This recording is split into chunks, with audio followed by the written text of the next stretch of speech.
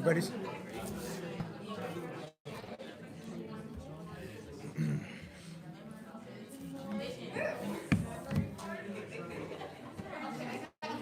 Assalamu alaikum wa rahmatullahi wa barakatuh.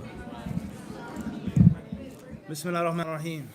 Alhamdulillah Rabbil Alameen. Salatu wassalamu ala Rasulillah wa ala alihi wa sahbihi wa sallama tasliman kathiran amma ba'd. How's it going? Everyone's well, inshallah? Everybody's good, inshallah ta'ala. Of course, I don't have to remind you or say it, but we all know the importance of making dua for our deceased brothers and sisters in New Zealand, those who lost their lives and who are wronged and oppressed in such a tragic and violent manner. So don't ever forget, bi'idhnillahi ta'ala, to pray for their forgiveness and for them to be showered in Allah's mercy. And for Allah subhanahu wa ta'ala, bi'idhnillah, we ask Allah to allow them, bi'idhnillah, to be shuhada, to be martyrs for their lives being taken from them. And also don't forget to make dua against the oppressors, those who wronged them, and those who did those evil acts. And all of the liars and the hypocrites, those who reveal themselves and those who haven't revealed themselves. Because an act like that can never ever be done through just an individual effort. No one would just do that by himself. Okay, there's someone or something or some people that lead and push people to that and give the person the ability and the thought that they can do that and get away with it. And what we mean by get away with it is on one level or another. Just because you go to jail or you're arrested, it doesn't mean that you don't get away with it. Okay, it doesn't necessarily mean that. Somebody may not care about incarceration. Somebody may not care about the death penalty. They may not care about that, but it doesn't mean that I didn't get away with it, meaning that it happened. And the small repercussions or retaliations or whatever consequences, big deal, but I did it. All right, so be mindful of this. All right, as we mentioned in yesterday's khutbah, is that we have several responsibilities in light of what happened. Several responsibilities. The first responsibility is to pray for those Muslims. The second responsibility is to pray against those wrongdoers and those oppressors. Responsibility number 3 is the responsibility for yourselves, is to benefit from it. To benefit from it, to be reminded, to be woken up that life is serious, death is serious, living as a minority is serious. All right, be aware, be prepared, all right? And live life as a Muslim to the fullest while you have it. We mean spiritually, not worldly. The worldly cliche, live life to the fullest. You only live once, right? So spiritually, you only live once in this dunya. So get as many good deeds as you possibly can. Don't underestimate any act of good. There is no salat, which is insignificant. No extra day of fasting, which is insignificant. No act of sadaqah, which is insignificant, because you never know when your soul will be taken from you. فَلَا تَمُوتُنَّ إِلَّا وَأَنْتُمْ مُسْلِمُونَ. Allah says, die not, except you're in a state of Islam. Do not allow death to come to you unless you're submitting to Allah. And who knows that it's going to be their last Jumu'ah or their last Salatul Dhuhr? Who thinks like that? You go to the masjid, there's no guarantee.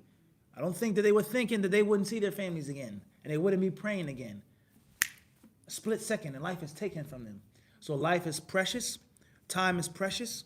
What Allah has given you, you're to use and to utilize, bi'idhnillahi ta'ala, to live life spiritually to the fullest. Be the best Muslim that you can right now.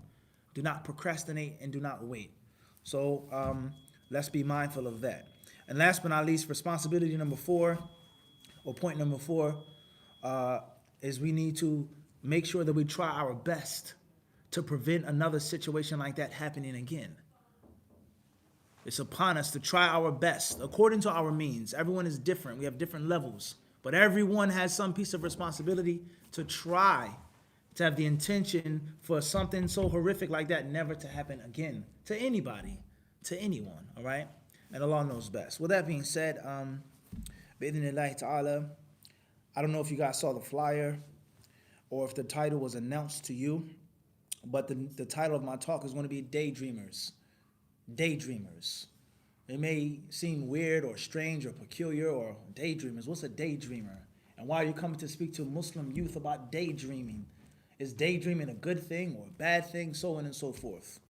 The reason why I called it daydreaming is because of a quote, a statement of wisdom that I read some years ago, which I feel is very strong and very powerful.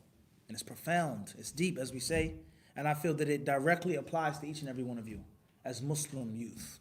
Now I'm going to read to you this statement. The statement is not from the Quran, it's not from the books of Hadith, it's not from the statements of the pious predecessors. Rather, it is a statement of a non-Muslim, and it's from a non-Islamic book. When I show you the book, inshallah, you have an idea of who the author is or who the book is about, who the book was written regarding who. And for those lovers of history, modern history, whatever the case may be, contemporary, ancient, classic, etc., different stages of history, you know that this person, by Allah's permission, had a big hand and played a great role in changing many things for the best and for the worst, or for the good and for the bad.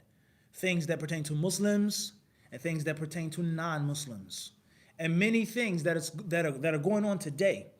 What happened yesterday in New Zealand and other things as well, all of them are considered to be pieces of that line of dominoes, the domino effect.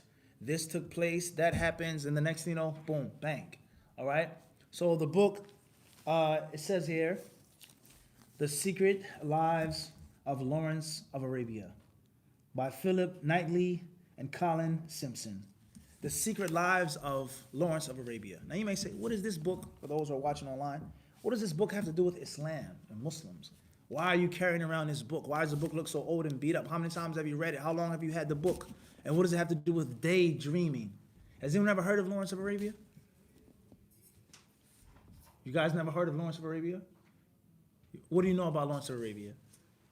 He's a fictional character. Fictional character, very important word, okay? Fictional character.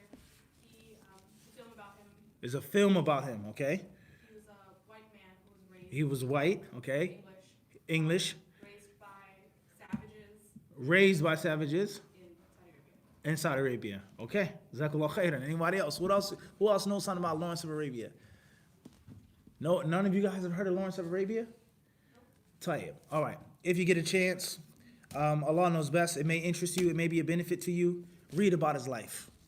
For indeed, he wasn't a fictional character. He was a real person. The movie that was made about him is a very old movie. Some film experts say that was one of the most quality movies produced as far as its theme, the characters, its production, etc. They said one of the best movies made was Lawrence of Arabia. But this is a book that I'm holding up right now. So read about this individual because he wasn't fictional. He was a real person. He was from England. He was white, but he wasn't raised by savages. He went to Saudi Arabia for a reason, with a purpose. He was already a grown person, and I don't think it was too much raising that was being done for him or to him, but in the opposite, he was what? He was raising others and influencing others, all right? So in this book here, and show you the interesting part about the book, look at the cover of the book. Look at that. The inside sleeve or cover of the book says, La ilaha illallah Muhammad Rasulullah, and it's written by two non-Muslims, about a non-Muslim. So that's very interesting, all right? So I want to read to you what I read out of this book and why I chose to base my talk off of this one quote. And perhaps we'll get into how he, by Allah's permission, changed many things in history for the better, for the worse, for the Muslims, and for the non-Muslims. So we see here, we have some photographs, some old photographs, some of the kings, some of the leaders of Arabia, Mesopotamia. That's a train that was blown off of its tracks, all right? Turkish soldiers, okay? And the quote that I'm going to read to you is him dressed as an Arab, traditional clothing. Okay, so our man, as we say, Lawrence, he says, or maybe I can get a volunteer, someone that would like to read the quote. Okay, could you please pass up the book? It's right here on the right side. Could you please pass it to her? Jazakallah khairan. Please read it loud enough so everyone can hear. Jazakallah khairan.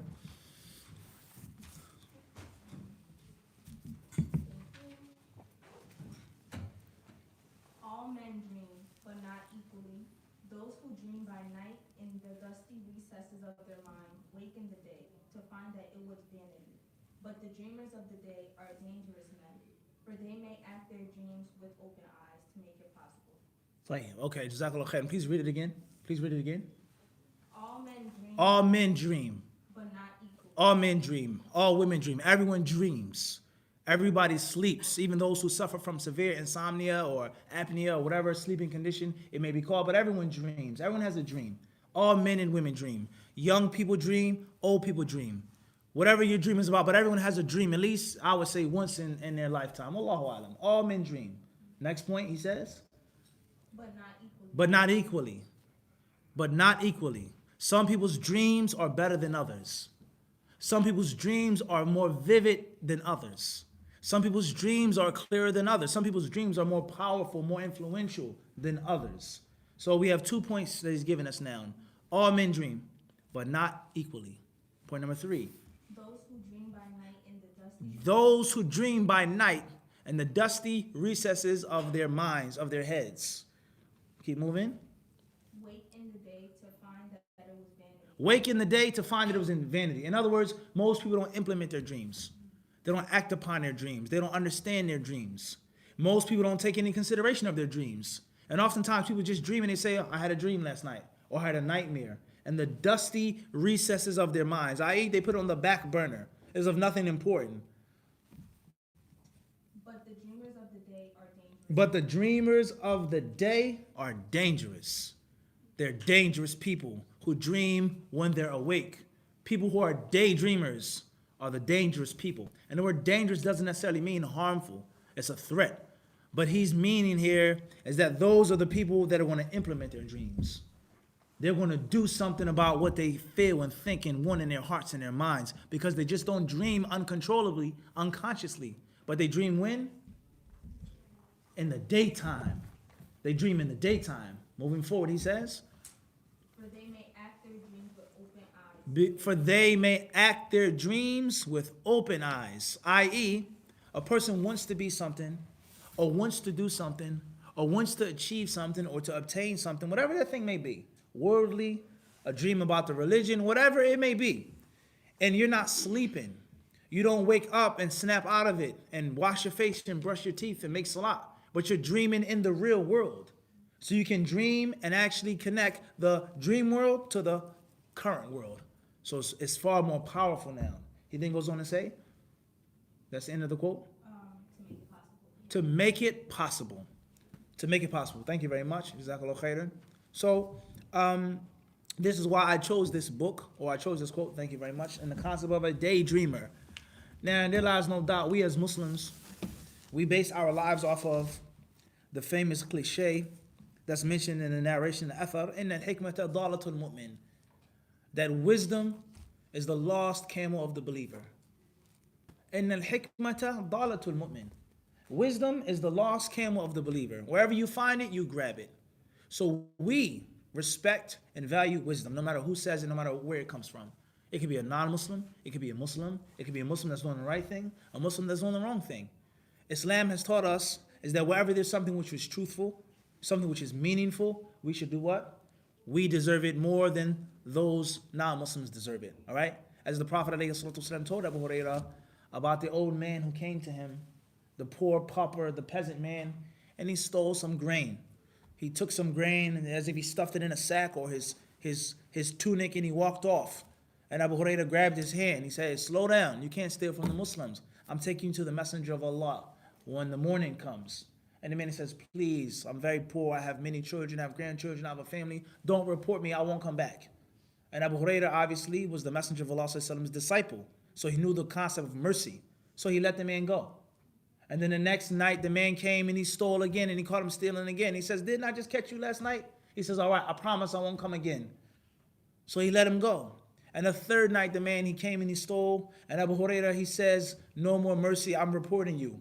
And he says, I promise that if you let me go, I'll give you something so valuable that you'll forget about this whole entire incident. I'll give you something that will wipe away whatever you want to do of reporting me. And he told him to recite Ayatul Kursi at night. And when you recite Ayatul Kursi, the shaitan does not come near you, and Allah will protect you until the next morning. When the Prophet ﷺ was informed of this the next morning, the Messenger of Allah ﷺ says, do you know who your night visitant was? Do you know who that man was? He says it was shaitan. Sadaqaka wa huwa kadhub. He says he told you the truth, even though he's a horrible liar. He told you the truth, but he's a liar. So this authentic hadith teaches us the validity of that statement, that wisdom is the lost possession of the believer, even if it comes from a what? From a liar, or from someone who doesn't share our ideas and ideals of religion, of life. Everyone understand the point? So therefore, he says that men, all of them dream, but not equally.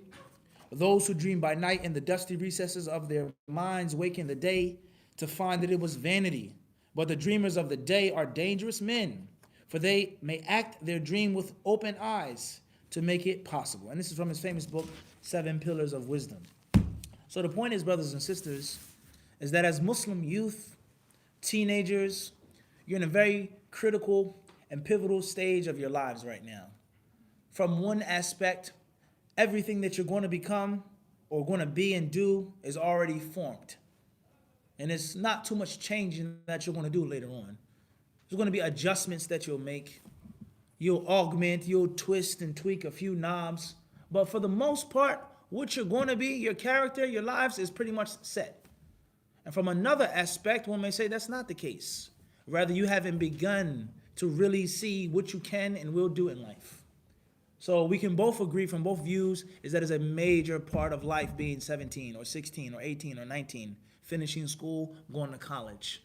And one of the things, in my humble opinion, that can help you be a good Muslim, that can help you be a great Muslim, that can help you be successful in a business or a sport or a field or a trade or a type of science is to have a dream. Is to have a dream. That's first and foremost, to have the dream. And secondly, to have a meaningful dream. And thirdly, for you to have the courage and for you to have the connection with Allah to go after your dream and not allow anyone to talk you out of it and not allow anyone to be a naysayer and not allow anyone to bring negativity to your dream, that it can happen. Now, as I'm looking at each and every one of you, it's obvious many of you come from different backgrounds. You may come from different states, different cities, different towns, let alone ethnicity, lineage, where some of your parents are from. If you're indigenous to the United States, if you were born in the United States, people are different. My skin is darker, your skin is lighter, your hair is like this, you're small, you're short, so on and so forth. People have different backgrounds. If we look at the history of this country and the modern state of this country and all of the things that the people benefit from in this country 50 years ago, 60 years ago, 70 years ago, which isn't a long time ago, was totally unimaginable. Unimaginable that all of these races would sit in one room together. All of these people have equal rights, would have civil rights together. That you would be the owner of a company and you would be the coach of a team and a woman and this and that and so on and so forth. It was unimaginable. And it's not too long ago. And we can never ever forget this. And each and every one of you and your parents and your family members, they benefit from this legacy. And this legacy, as we all know, was based off of what? But a dream. That was what he said. That's what that man said, who wasn't a Muslim. He says, I had a dream. And in that dream, all men, regardless of their color, their race, their orientation, would be together, would live in harmony. They would respect each other, so on and so forth. So this is just one example of the power of a dream. And he told that dream, was it a daydream or a night dream? What's important is he mentioned his dream. And if he would have started off his speech that men have to be equal, men deserve civil rights, whether they're black or whether they're white, whether we're in the north or whether we're in the south, it can't be Jim Crow laws, so on and so forth. Do you think it would have had the same impact and effect on the people's hearts and their minds? Of course it wouldn't have. But he approached the emotional side. And that's because the concept of a dream is paranormal. It's supernatural. You're asleep, but mentally you're awake. You're in one location, in one place, but in your dream you're in a total different location. And oftentimes dreams are connected to other aspects of life, such as religion, such as mysticism, such as inspiration, and the list goes on, which people are connected to. So that's why he said, I had a dream. And there's no leader in history, Muslim or non-Muslim, except that in one point of their lives, they had a major, impactful dream. You read about this great military leader, this great conqueror. Why did Genghis Khan do what he did? Why were the Muslims so strong and powerful in the Ottoman Empire and spread like wildfire and conquer so many lands and spread Islam? Because Usman, the Ottomans, he had a dream and believed he was destined by Allah, God Almighty, to do what he did. So the concept is that you have to have a dream about what you want to be in life. What you want to be in life. Whether it's an Islamic dream or a worldly dream or aspiration or purpose. Everyone understand this? And don't think that dreams are just far-fetched. And don't think that dreams are just totally out of reach. You may have a dream, something that you want to be now, and it may feel difficult. It may be too much or it's impossible. My parents won't allow me. The people will make fun of me. I'm not good enough. I'm not strong enough. I'm not this, I'm not that. But if you seek Allah's help and you work hard enough and you enter the home through its front door, you do it the right way and you work hard and you sacrifice, by Allah's permission, that dream is obtainable. That dream is obtainable. So therefore, that's what I want to talk to you guys about, is having dreams and winning those dreams. Me speaking to you right now, it was a point in my life and this was a dream. I wanted to go overseas. I wanted to study. I wanted to learn Arabic. I wanted to memorize the Quran. I wanted to study the hadith of the Prophet ﷺ. I wanted to give back. I wanted to do what I saw people doing. I was a young person sitting on the floor listening to the speaker, going to the masjid, leaving middle school, leaving high school to go pray to be a Muslim. It was a dream. And no matter how much I dreamed, it never came to my mind that I would be going to the countries that I'm going to now and speaking to the people that I will be speaking to now. And every person that I meet, am I making this up, Saeed? Other speakers, other sheikhs, hey, I saw your video. It was beneficial. I loved it. I learned a lot. I watched HadithDisciple. I never thought it would be possible. But the fact is that I had to have the dream, which I did. And then by Allah's permission, I had to have the courage to follow the dream. And that's because there were many people in my life, whether they were family members or relatives, and even people to this day, that are full of nothing but negativity. Nothing but negativity. Oh no, you shouldn't do that. Or do something else. Or that's too dangerous. Or that's beyond your reach. Or no one's going to listen to you. Or no, that's done. Other people are doing it better. Oh, you don't need to do that, so on and so forth. I have family members that I can mention you to who their names are. It says you shouldn't go overseas. And alhamdulillah, I was blessed with my mother that had the vision. And I was blessed with my mother who encouraged me to go overseas.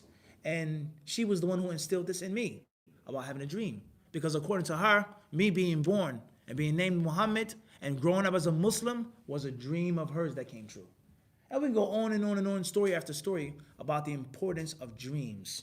So there is no superstar basketball player or musician or rapper or actor or politician or whatever greatness they have, worldly greatness or religious greatness, except that one way or another, it is connected and it pertains to a what?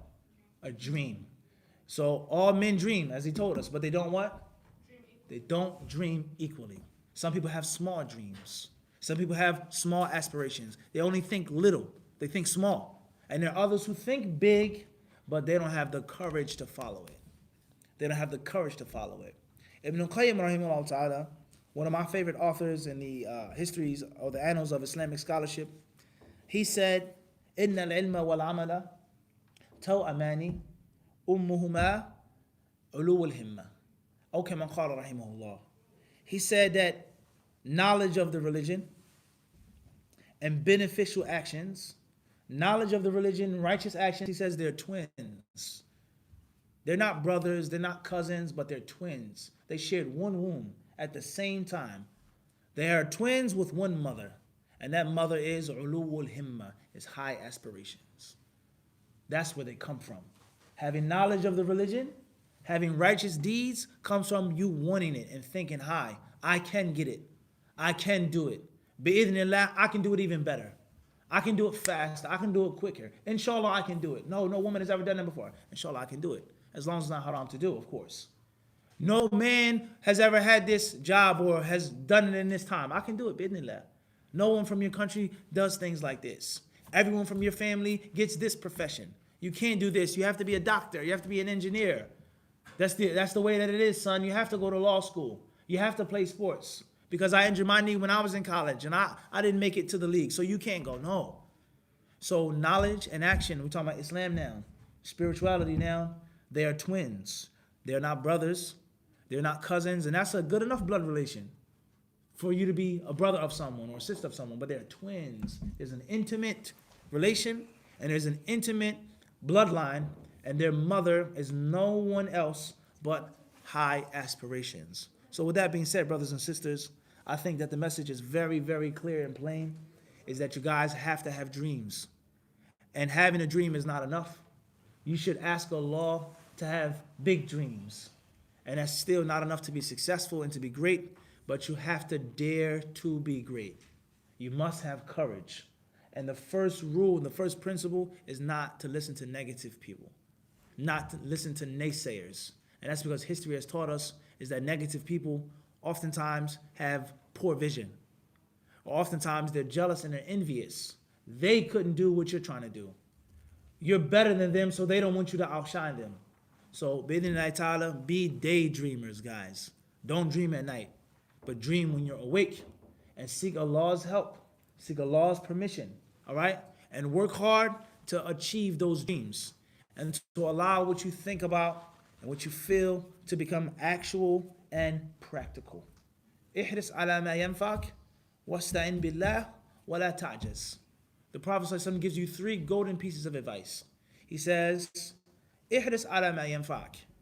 He says, work hard, be diligent, be eager for that which benefits you, that which is good for your deen and your dunya. Wasta'in billah, seek Allah's help. Wa la ta'jaz. And never shoot yourself in the foot. Never make yourself weak and incapable. You can do it by Allah's permission. It can be done by Allah subhanahu wa ta'ala's permission. So that's the advice I want to give my brothers and sisters today, bi'idhnillahi ta'ala. Hopefully with the time that we have, maybe we can take some questions from the floor. If the brothers and sisters have questions on the topic or off the topic, whatever the question may be. And if not, then perhaps we'll take some questions from the brothers and sisters online. Jazakumullahu khairan wa sallallahu sallam wa barak ala abdihi wa rasulihi nabiyina Muhammad. Are there any questions from the brothers or the sisters here? Tayyib, bismillah. Wa alaikum salam wa rahmatullah. What would be the first step to implementing a dream that you have? What's the first step of implementing the dream that you have? The first step is to understand what a dream is and what a dream isn't. You have to understand what a dream is meant to be. And there are different types of dreams. There's some dreams which are insignificant. And there are other types of dreams which are extremely significant. So the first step is to separate, to split. This is a bad dream. This is a nightmare. This is a real dream. If it's a real dream, what does it mean? You have to have knowledge. And dream interpretation is one of the major principles that we learn about and study in the Quran and in the Hadith of the Prophet ﷺ. There's a whole entire chapter in the Quran that talks about the concept of dreams. Yusuf alayhi salam. He was freed from prison. He was given his status, his due right, because he was a major interpreter of dreams.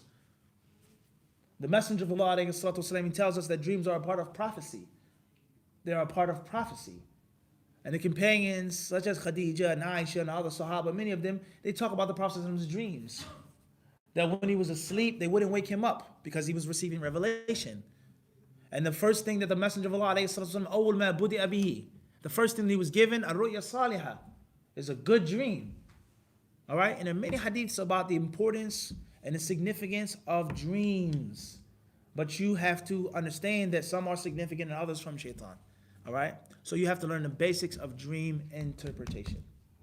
After that, with learning the basics, you can never ever do without an expert. Just like medicine. This common sense tells you this is what you need. Do this when you're bleeding. If you have a fever, so on and so forth. But you can never ever do without medical expertise. And that's why when you read on Google, I have this rash on my neck, I have this bump on my head. Oh, you'd be shocked when you type in Google. Whatever's going on in your life, before you finish the sentence, is already a suggestion, right? And then it gives you 20, 50, 100, 1,000 results. And at the end of the article, it tells you, go to your specific what? Doctor, your physician, your healthcare provider. Don't just take this article and just think that you don't need to see a professional. So therefore, you go to your imam or your local scholar and you say, yes, Sheikh, I saw in a dream that I was flying. I saw in a dream that an animal ate me up. I saw in a dream that I did this and I did that. What does that mean? Clear? And then he's going to do one of two things. The first thing is, he or she, whoever the scholar may be, they'll give you the general meaning of the dream. The general meaning of the dream. My teeth fell out in my dream. In general, it means someone that you love and is close to, you're going to lose out on. They're going to die. Or if your teeth fall out in your dream, that you'll live, you'll be very old. In general. That's the general interpretation of the dream. But the specifics now, what do you do for a living? Do you have brothers and sisters? Do you pray 5 times a day? Has anything traumatic ever happened to you in your life? I need to know specifics about your life, which will add to the specifics of the interpretation. Everyone understand this? So you learn the basics after you've understood the reality of dreams, what they are and what they are not. Then you go to someone who's an expert, and then bi-idhnillahi ta'ala, you'll be on track. Inshallah. And Allah knows best. That's in brief. Any other questions, brothers, sisters? Any other questions before we stop? Go. Yes. I know everybody's different, but what was your biggest driving force or influence to stay focused on Islam and Clear. Yeah. With regards to everyone being different, what was your biggest driving force, your biggest inspiration? That's a tough question. I don't think it was one. I think it was at least 2 that were equal. At least 2 that were equal, and obviously more than 2 which weren't of equal strength. I would personally say the 2 that were of equal strength, or the first one initially, alhamdulillah, is just a passion for it. I just loved it.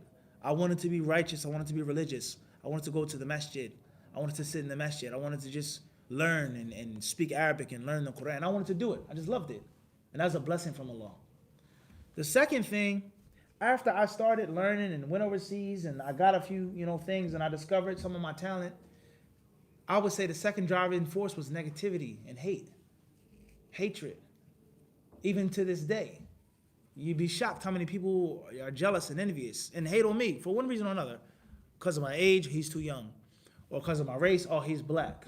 Or because where I come from, oh, he's from Philly. Or because of whatever the reason may be.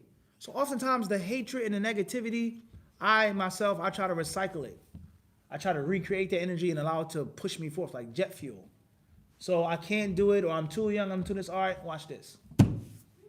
And then you move forward. You see what I'm saying to you? And there are other influences, but I would say these are probably the 2 strongest ones. There's a lot of hatred, a lot of jealousy.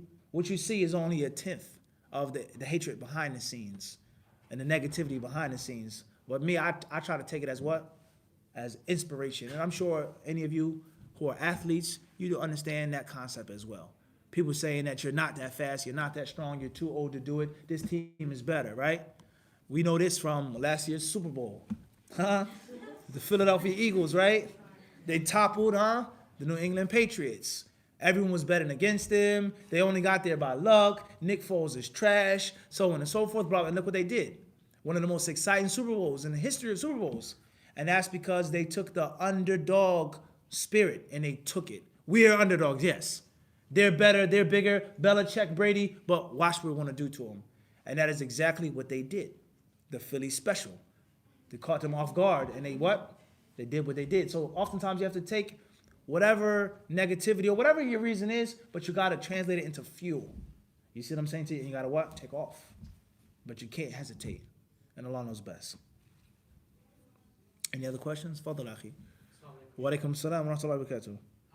There's a lot of young people here who either started college or about to start college. Can you speak about how to figure out who are the right people to be with, how to choose the right friend and stay away from the wrong people? Clear. With regards to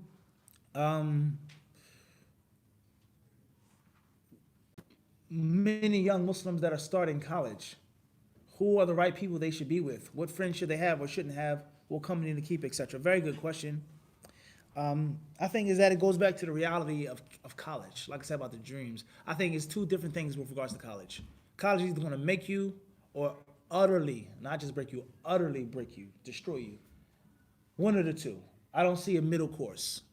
So I'm talking as a Muslim, make you or break you.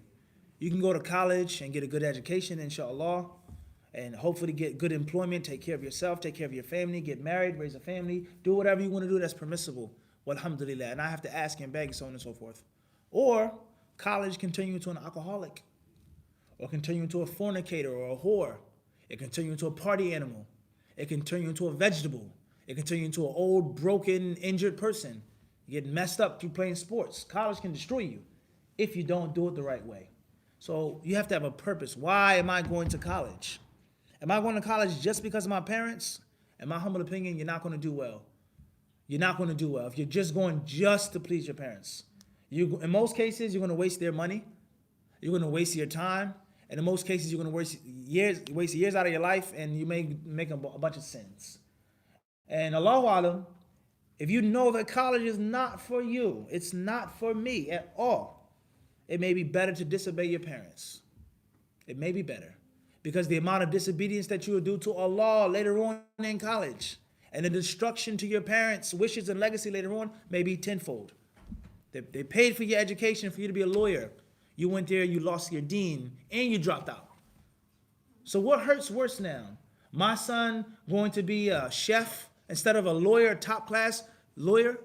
Or my son is at the top of the class, and then he drops out, he quits, and he's strung out on alcohol, and he doesn't want to be a Muslim anymore. What's more shameful to the father and the mother now? Of course, we all know which one it is. So sometimes you have to count your losses ahead of time. And if you feel that college is for you, and it's good for you, and it's a benefit for you, or if it's necessary, I need to get a formal education, alhamdulillah. So you have to have purpose. You have to have the correct aspirations. I'm going to college so I can look into or have good scouts come in and see me play. I want to go play football. I think I'm good enough. I work hard enough. That's what I want to do. And that's what I'm there for. And everything else is a footnote or a sideshow to football. You have to have the right navigation. If you're just finding your way and going there for your parents or your friends, I wouldn't advise you to go to college. And when you're in college and you have the right aspiration, you have dreams, you have what you want to be, now you can start figuring out what leads to that and what takes away from that. So I have a friend, he's a Muslim, but he's lazy. He's a righteous brother. He prays in the masjid. He doesn't have a girlfriend. He doesn't smoke. He doesn't drink, but he's lazy. He has poor work ethic. He's my Muslim brother, but he's not my college friend. He's not the person that I need in my dorm late at night, the night before the test or the week before the test. I see him in the masjid. Salam alaikum, akhi, kayf halik. That's it. I have another person who's a very, very, very, very good student. Strong work ethic, but he's a staunch Christian. And he's trying to get me to be a Christian. And he always talks about Jesus Christ and crosses and crucifixes and Christ died for your sins. That's not the person that you need in your inner circle, even though he's a good college friend. And then you may have a third person who's a party animal. The week surrounds itself or orbits around the weekend, the party. We're going to do this, we're going to do that, we're going to do that. Everything in between is what? Just to get through it. Over the hump day. Wednesday, Thursday, Friday's here. You can't have that person as your friend, not in college or outside of college. But the problem is, how can you even make these decisions if you yourself are barely practicing Islam? If you yourself are barely making salah 5 times a day? You're not even doing what you're supposed to be doing. So oftentimes people that go into college broken, and they come out of college broken. Or some people that go into college whole, and they get broken. Or some people, they may go into college broken and come out whole. I've seen people like that. So you have to understand, what is the purpose of college? College is to get an education. If you socialize, you enjoy the permissible things of the dunya, alhamdulillah. As far as if you're going there just to fit in, then you're just going to become a statistic. And in my humble opinion, that's the majority of the people that go. And the sad reality is most Muslim youth are just going to be numbers. Most are just going to be there, just to be there. And many people, they graduate college and they have a ton of debt. They graduate college, they can't get a job. They graduate college, they can't get married. So don't go into college thinking that college is the rizq. Don't go into college thinking that college is going to give you the things. No, college is nothing more than a bridge to those things. If you do it well, inshallah, you seek Allah's help, it can assist you. And if you don't do it well, or if you rely on it, then obviously we know what's going to happen. So therefore, with that being said, keep Muslims around you. That's first and foremost. Muslims. Only Muslims. Secondly, Muslims who are righteous and pious. Sisters that cover. Brothers that want to pray, that want to fast. Stay away from people that are gossipers, backbiters. Stay away from party animals. And stay away from people who think that it's okay to get tattoos and piercings and have girlfriends and boyfriends and to sleep around. Stay away from them. Because at-tab'u saraq. The Arabs, they say character is a thief. Character is a thief. You hang around someone, they're going to steal your character and replace it with theirs. Good or bad? Good or bad? So you need righteous people to be with, and you need people that are good college students. Because character is a thief, even when it comes to your work habit, your study ethic. We'll go out and play football, we'll go out and have fun after we lock down this exam, after we do this. Then inshallah, we'll go out and eat, we'll go and we'll do this. So you have to be objective. That's what I would say. And last but not least, make sure that you go to the masjid every day. Or be in contact with Muslims on a daily basis. Even though you go to college, you have life before and after college. All right? Your salah, your fasting, your zakat, and seek knowledge of the deen. And last but not least, you have to have that's more than enough with the time that we have. And Allah knows best. Any other questions? I have a question regarding, I know some girls, I'm not sure about guys, but for them, their parents are spread negativity, like they can't get away from it.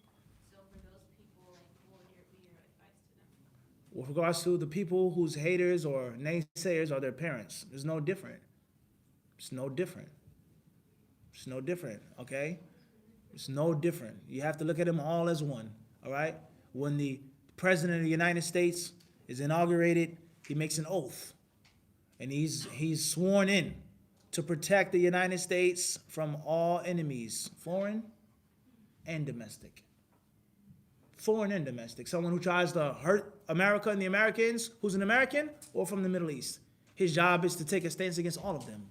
So any negativity and anything which is wrong and incorrect, you have to deal with it the same. It doesn't mean that you disrespect your parents. It doesn't mean that you don't obey them in the good. It doesn't mean that you don't make dua for them. But she's telling you that you're not smart enough, you're not good enough. You can't let your guard down, oh, because it's my mom, maybe she's right. Or it's my dad. No. Right now, you don't look at him like your father, you look at him as a naysayer, as a hater, as someone that you're not to listen to at all. Period. And the moment you let your guard down, oh, it's my dad, it's my brother, it's my uncle, you'll be swallowed whole. And then that voice will get in your head, you know what, maybe I'm not good enough. Maybe it is too difficult. Maybe it is too hard. Maybe it is beyond my reach. So this is the first principle. I'm not going to mention his name. We've mentioned enough names of non-Muslims today. He's a very, very, very successful person in many aspects of pop culture. All right? Everyone, you all know who he is. He has 7 principles of success. 7 golden rules. And the first of those rules is never to listen to naysayers, period. Whoever they may be, your father, your mother, whoever it is, don't listen to them. Advice is one thing. Encouragement is one thing. Tough love is what? Is one thing. But someone who's just negative, don't listen to them, whoever they are. Even if they're your what? Your parents. Wallahu alam. You have any other questions, brothers and sisters? If not, yes. Once you have recognized your dream, how do you stay focused on implementing it? Once you recognize your dream, how do you stay focused on implementing it? You have to have a mixture of things. Keep dreaming. Keep dreaming. And dream on different levels. But at the same time, you have the dream, now you need more work. And there's no replacement for good old-fashioned hard work.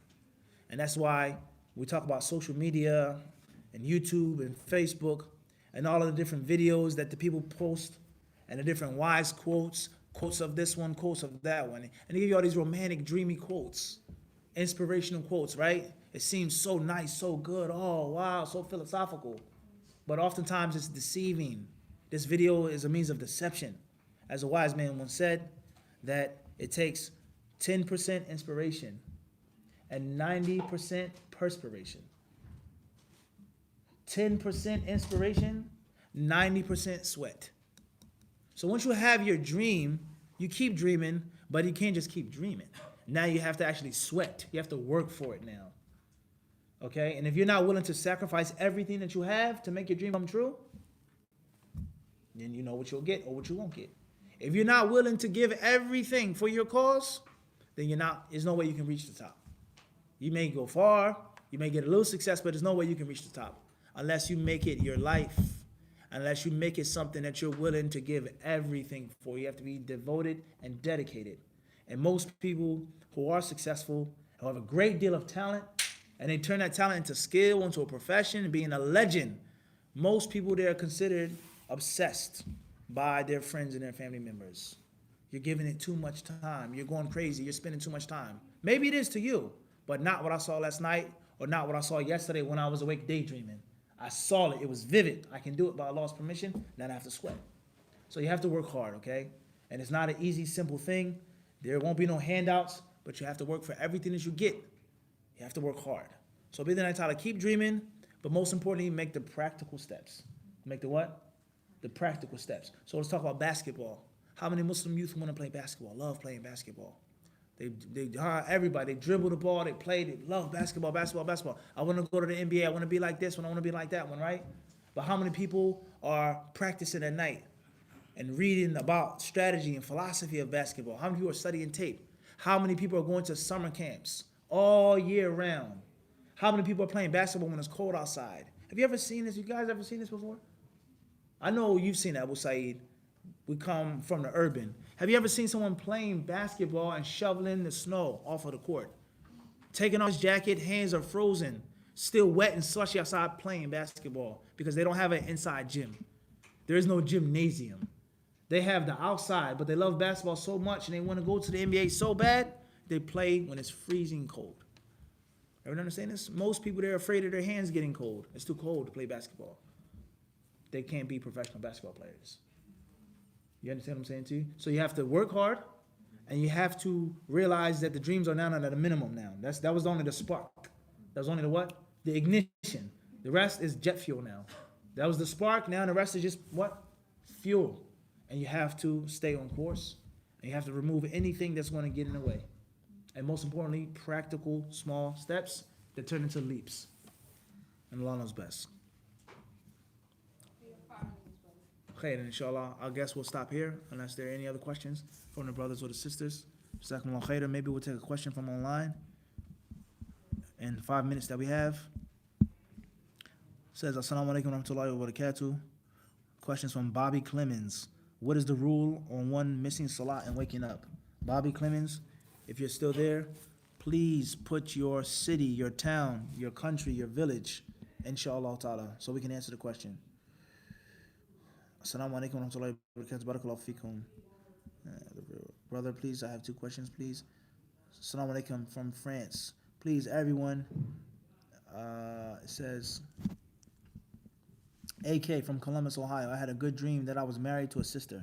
This sister has fairly good character, although was not raised practicing. I feel this dream may be from Allah. What you advise me, Mufti? Wa alaikum assalam wa rahmatullahi wa barakatuh. May Allah bless you. Like I just gave the advice to the sister.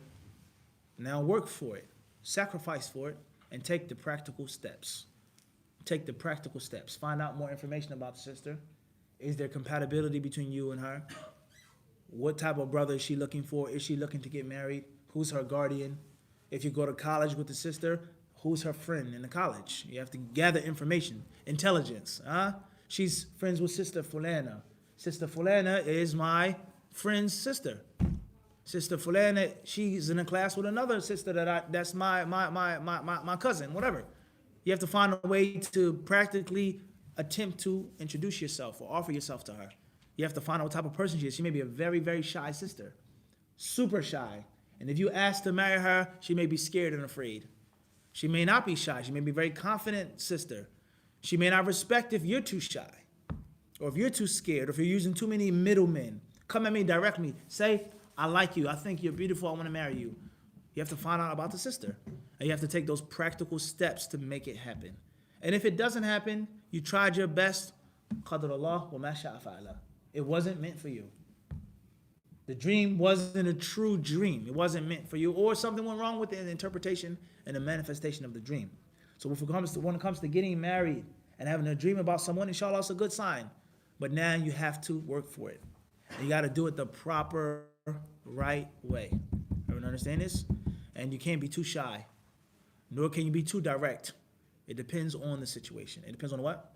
On the situation. Take in mind the cultural situation. Some cultures you can't do that. Some places you can't do that. The sister may be too shy. The sister, whatever. You have to figure all of that out.